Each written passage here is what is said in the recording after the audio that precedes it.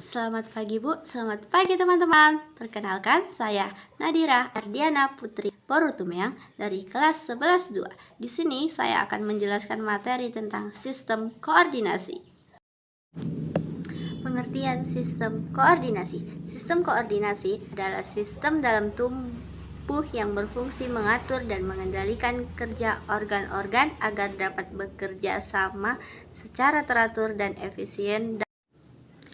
Komponen sistem koordinasi. Sistem koordinasi terdiri dari sistem saraf, sistem endokrin, dan sistem indera yang bekerja sama dalam menerima rangsangan, mengelola informasi, dan menghasilkan respon yang sesuai. Sistem saraf. Sistem saraf berfungsi mengatur dan mengordinasikan seluruh aktivitas tubuh serta mengontrol respon terhadap rangsangan dari dalam maupun luar tubuh. Bagian sistem saraf. Sistem saraf terdiri dari sistem saraf pusat yang meliputi otak dan sumsum tulang belakang, serta sistem saraf tepi yang menghubungkan saraf pusat dengan seluruh tubuh. Fungsi otak dan sumsum tulang belakang. Otak berperan sebagai pusat pengendali aktivitas tubuh seperti berpikir, bergerak, dan mengatur organ.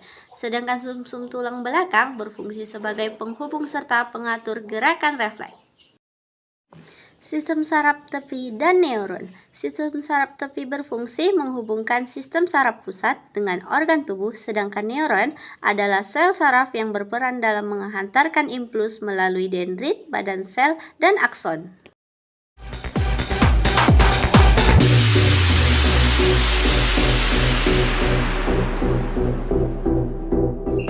Sebelum menonton video ini, jangan lupa untuk subscribe dan aktifkan loncengnya supaya dapat notifikasi video terbaru dari kami.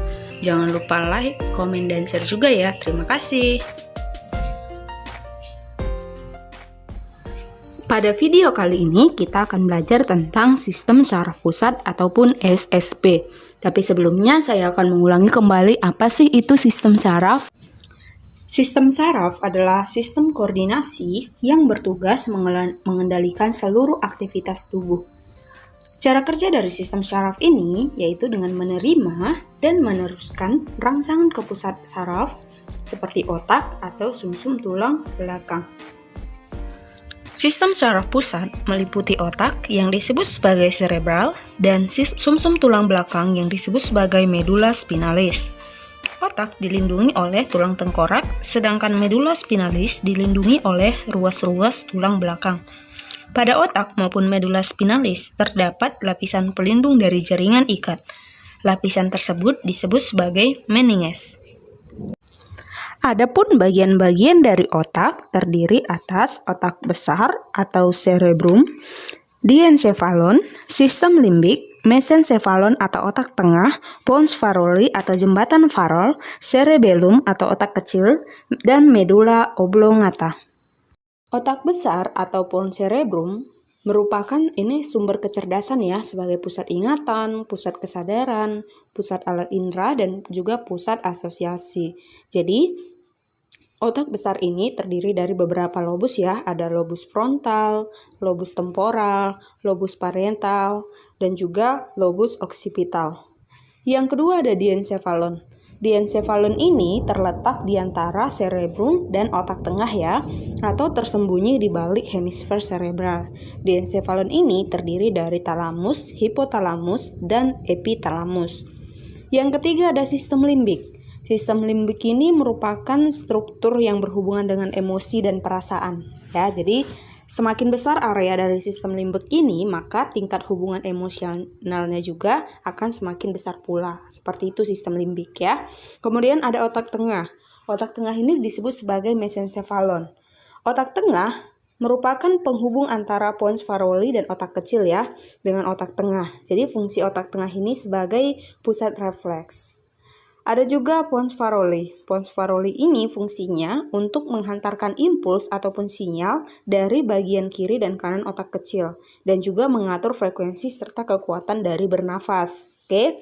Selanjutnya ada otak kecil. Otak kecil ini merupakan otak yang berada di bagian punggung ya, atas batang otak dan di bawah lobus occipital. Fungsi dari otak kecil ini untuk mempertahankan keseimbangan, mengontrol gerakan mata, dan sebagainya. Oke, dan yang terakhir ada medula oblongata. Fungsi dari medula oblongata ini untuk mengatur denyut jantung, tekanan darah, pernapasan, gerakan alat pencernaan, bersin, batuk, dan sebagainya. Itulah fungsi bagian-bagian dari otak pada manusia. Selain daripada otak, sistem saraf pusat terdiri atas sumsum tulang belakang juga ya. Nah, sumsum tulang belakang ini terhubung dengan otak. Bagian pangkalnya disebut sumsum lanjutan atau medula oblongata dan bagian yang memanjang dalam rongga tulang belakang disebut sebagai medula spinalis.